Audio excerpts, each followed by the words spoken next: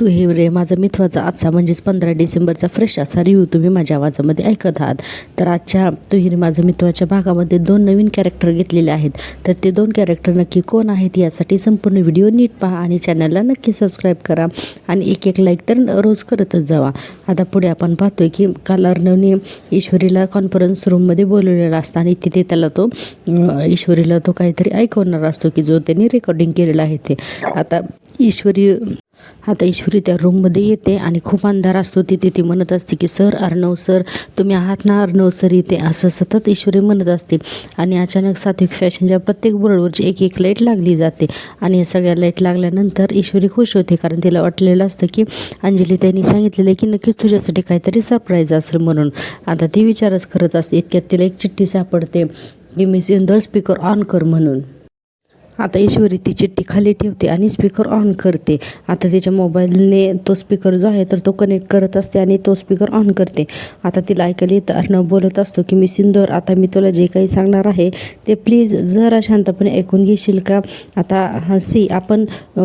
आता त्या रेकॉर्डिंगमध्ये अर्णव म्हणत असतो, हे बघा आपण दोघं एकमेकाला ओळखायला लागल्यापासून सतत एकच गोष्ट करतोय, ती म्हणजे भांडण आपण कंटिन्यू करतोय. काही सिमिलर नाही आहे आपल्यामध्ये. आपण तू नॉर्थ पोल आहे, मी साऊथ पोल आहे. मी डाएट करणार आणि तू खवय्या, मी कमी बोलणारा आणि तू बडबडी. कितीतरी वेळा आपल्याला दोघांना एकमेकांबद्दल असं वाटून गेलं असेल की नाही आपण आयुष्यात एकत्र राहू शकत नाही, असंही तुला वाटलं असेल. आता हे सगळं ऐकल्यानंतर ईश्वरीला खूप रडायला येतं की हे अर्णव असा काय बोलतोय म्हणून. आता अर्णव इकडे केबिनमध्ये वाट बघत असतो आणि म्हणत असतो की मिस इंदोरने ऐकलं असेल का सगळं म्हणून मनाशीच खुश होत असतो, कारण त्यानं तसं रेकॉर्डिंग करून ठेवलेलं असतं.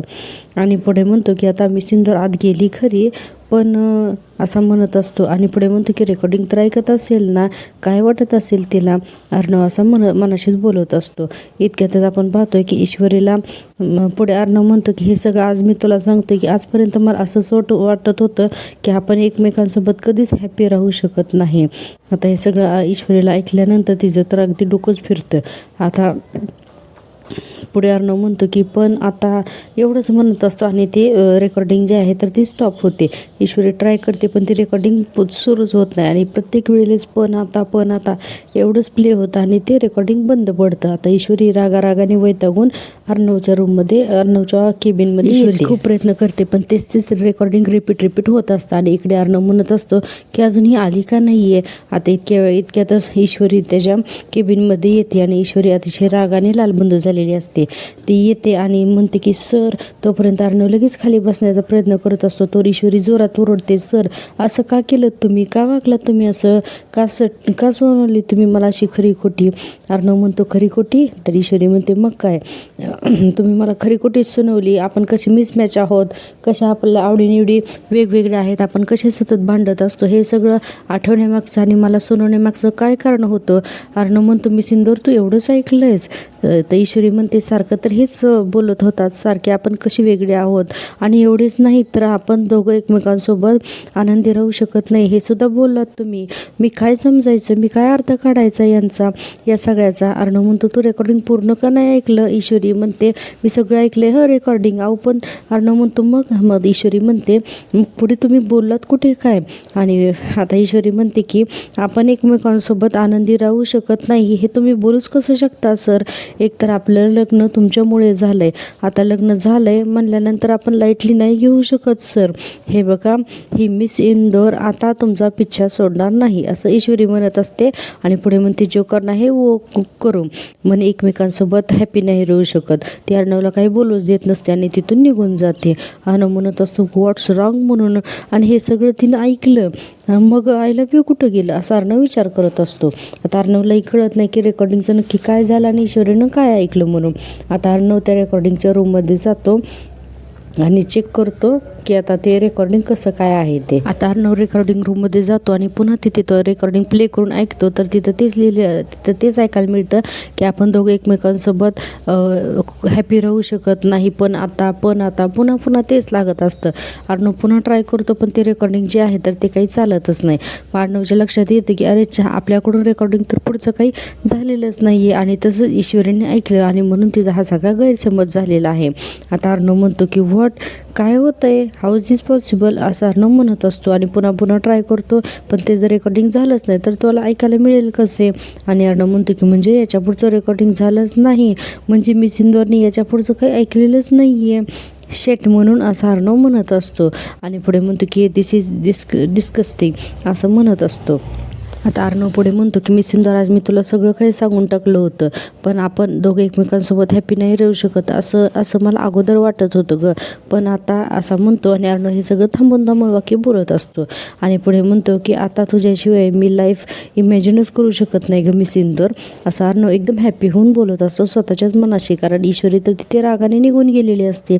अर्णव म्हणत असतो की खूपच वेगळी आहेस गं तू आणि मला खूप आवडतेस, आय लव्ह यू. आणि असं म्हणत असतो अर्णव स्वतःच्याच मनाशी हसत असतो, लाजत असतो. तो त्या कॉन्फरन्स रूममध्ये अंधारामध्ये अर्णव तिथे असतो. आता आपण दुसरा लगेच सीन पाहतो या सिरियलचा, तर तो म्हणजे घरी अंजली एकसारखा आजीला फोन लावत असते आणि तिचा फोन का लागत नाही असं म्हणत असते.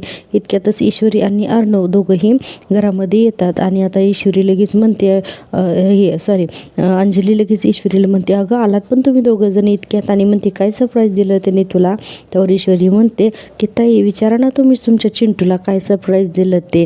आता अंजली बघतच राहते अर्णवकडे. अर्णव गप्पा असतो. ईश्वरी म्हणते सांगा आता का बोलती बंद झाली तुमची, बोला ना आता असं म्हणत असते. त्यावर अंजली म्हणते काय रे एवढी का चिडली ही तुझ्यावर, आता काय केलंस तू आता. अर्णव बोलणार असतो इतक्यातच वल्लरी तिथे येते आणि म्हणते अंजली काय झाला का फोन जावई बापूंसोबत, मिळाला का माझा बॉक्स.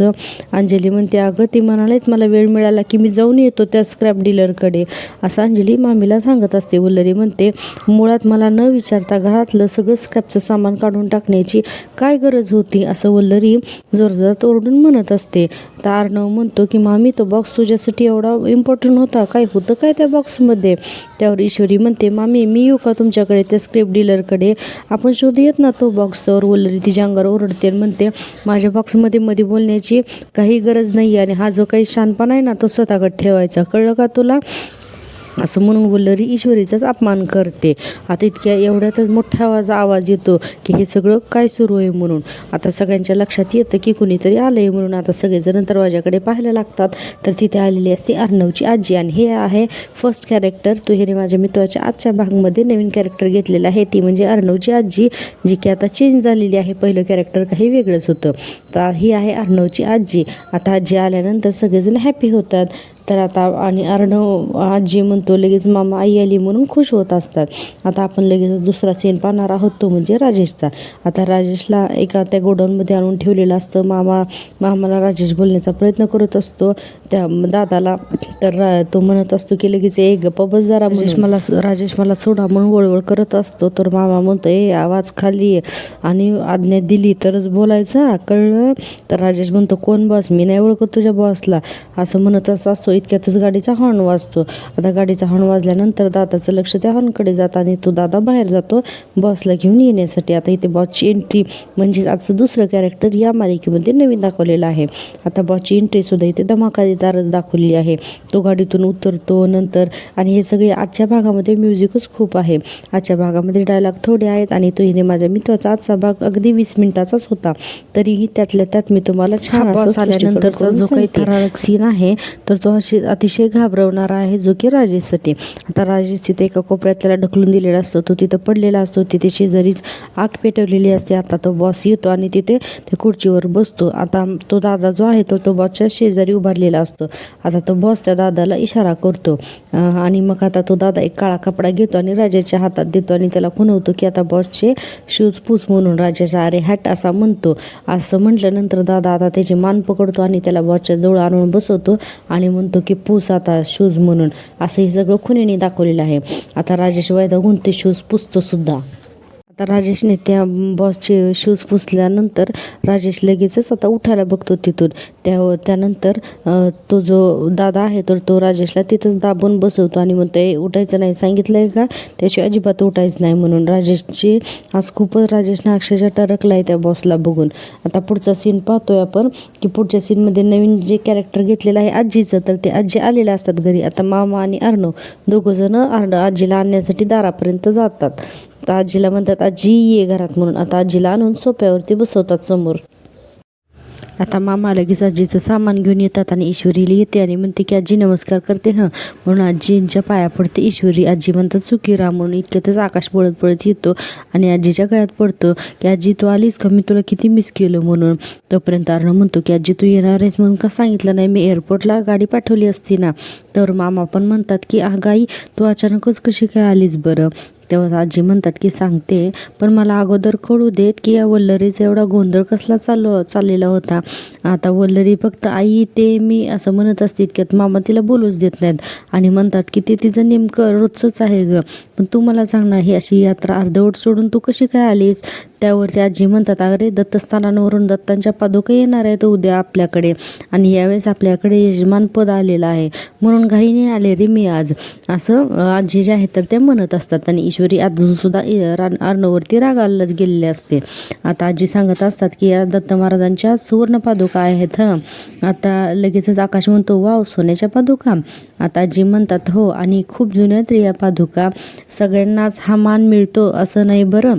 आणि पुढे सांगतात की लगेच मामा म्हणतात गुरुदेव दत्त, वा आई किती चांगली बातमी सांगितलीस ग तू, वा वा आम्ही लगेच तयारीला लागतो आता उद्या आपल्याकडे दत्त महाराजांचा कार्यक्रम होणार आहे म्हणून. आता आजी पुढे म्हणतात की चिंटू तुला आणि तुझ्या बायकोला म्हणजे तू आणि ईश्वरीने हा अभिषेक करायचा आहे पूजेचा. असं म्हणलं की अर्णव लगे ईश्वरीकडे बघतो कारण ईश्वरी असते त्याच्यावर रुसलेली. आजी म्हणते की मी तुझं काही ऐकून घेणार नाहीये, मी तुला विचारत नाहीये, मी तुला सांगते म्हणून. हे यजमानपद मिळावं ही सात्विकाची इच्छा होती, ती असेपर्यंत हा मान आपल्याला कधीच मिळाला नाही. गेले 20 ते 22 वर्षे झाले, 20 वर्षानंतर का होईना तिची इच्छा पूर्ण होती ना आपल्या घरामध्ये, असं आजी सांगत असतात. आता मामांना या सगळ्या गोष्टीचं कौतुक वाटत असतं. आता पुढे आजी म्हणतात की त्यामुळे मी तुझ्या उत्तराची वाट बघणार नाहीये, तुला हे करावंच लागेल चिंटू, असा आता आजीने आदेशच दिलेला असतो. आता अर्णव आता हो म्हणत असतो. आजी पुढे म्हणतात एकदा आपल्या घरामध्ये दत्तपादुका येऊन गेल्या ना की सगळं अगदी मंगलमय होईल आपलं घर म्हणून. अर्णव म्हणतो आजी तू जे सांगशील ना तसंच होईल अगदी. आता यावरती अंजली हसते आणि म्हणते हो अगं चिंटू सुधारलाय आपला, आजकाल पूजा वगैरे करतोय या ईश्वरीमुळे. आजी म्हणतात चांगला आहे आणि अंजली अर्णववरती हसत असते. आता अर्णव ईश्वरीकडे बघतो तर ईश्वरी त्याच्याकडे चांगली रागानेच बघत असते. अंजली पुढे म्हणते बरं आजी चल ना, मला ना तुला खूप काही सांगायचंय ग. अंजली म्हणते हो. मामा म्हणतात आकाश आजीचं सामान सगळं तुझ्या रूममध्ये नेऊन ठेव. तर आकाश पण जातो रूममध्ये सामान घेऊन. मामा म्हणतात मी आता डेकोरेशनवाल्याला फोन करतो म्हणून मामाही तिथून निघून जातात. आता ईश्वरी अर्णवकडे बघून रागारागातच तिच्या रूममध्ये वरती निघून जाते. आता अर्णव पण तिच्या मागे वरती निघून जातो. आता हॉलमध्ये वल्लरी एकटीच असते. आता एकटीच वल्लरी बोलायला काय उत्तम योग साधून आला होता. घरात पादुकांचा सोहळा आणि त्या ईश्वरीच्या आईचा आणि अर्णवच्या बाबांचा लपड्याचा सगळा तो सीन परफेक्ट धमाका झाला असता, पण ऐन वेळेस तो बॉक्स गेला माझ्या हातून, असं वल्लरी म्हणत असते. आता आपण लगेच दुसरा सीन पाहतो. इकडे राजेश जो आहे तर तो त्या बॉसचे शूज पुसत असतो आणि हा सीन आहे ते खूपच लांबलचक दाखवलेला आहे, विनाकारण खेचलेला आहे. आता राजेश जो आहे तर तो अक्षरशः रडकुंडीला आलो असतो आणि तो दादा त्याला बस म्हणून सांगत असतो आणि हा राजेश त्या दादाच्या पायातच बसतो, त्या बॉसच्या पायातच बसतो. आता तो बॉस म्हणत असतो की मला 2 टाईपची माणसं अजिबात आवडत नाहीत. पहिले म्हणजे खोटारडे माणसं आणि दुसरे म्हणजे फुकटे, असा बॉस म्हणत असतो. आता बॉसच्या चेहऱ्यावर बराच वेळ कॅमेरा दाखवलेला आहे.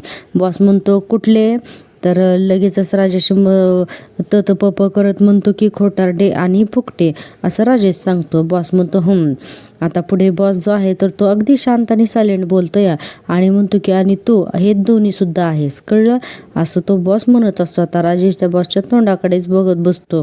पुढे बॉस म्हणतो तुझा मला काहीच फायदा नाहीये, मग जगून तरी तू काय करणार आहे. पुढे तो बॉस फिरत म्हणतो की चल आज तुझा सेंडापच करून टाकू. आता असं म्हणल्यानंतर राजू इतका घाबरतो, त्याला वाटतं की आज बॉस त्याला संपवतोय का काय. आता पुढे बॉस म्हणतो की आज दिवस सुद्धा खूपच चांगला आहे. राजेश म्हणतो नाही ऐका ना बॉस, असं करू नका म्हणून हात जोडतो आणि म्हणतो की मी करतो व्यवस्था पैशांची, मी आत्ताच दादांना पण सांगितले की मला थोडासा वेळ द्या, मी पैशांची व्यवस्था करतो, फक्त आता जरा अडचणीत अडकलोय म्हणून, पण प्लीज समजून घ्या ना तुम्ही. हे बघा बॉस असं म्हणतो तोपर्यंत बॉस त्याच पाठीमागून येऊन त्याचा गळा आवळतो. इतका थरारक हा भाग दाखवलेला आहे. तुम्ही टी व्हीवरती नक्की बघा आणि प्लीज प्रेक्षकांनो एक चॅनलला लाईक आणि सबस्क्राईब नक्की करा. तुम्ही लाईक केलं की मला असाच छान छान व्हिडिओ बनवण्याची प्रेरणा येते. आता बॉस त्याचा गळा पकडून म्हणतो, काही येडा समजलास का काय मला, असं बॉस म्हणत असतो. आणि पुढे म्हणतो की आज नाही आलो मी या धंद्यात, हा बॉस म्हणत असतो. आणि मी अशा लोकांना चांगलाच ओळखतो असं म्हणून तो बॉस जो आहे तो राजेशचा चांगलाच गळा आवळत असतो. पुढे बॉस म्हणतो, माझेच पैसे घेऊन एवढे दिवस झालं तू मजा मारतोयस असं राजेशला म्हणतो. आणि मला तू वाट बघायला लावतोयस का, हे सगळं बॉस त्या राजेशला म्हणत असतो. त्याचा गळा दाबत दाबत बोलत असतो. आणि बॉस जो आहे हा अतिशय भयानकच दाखवलेला आहे.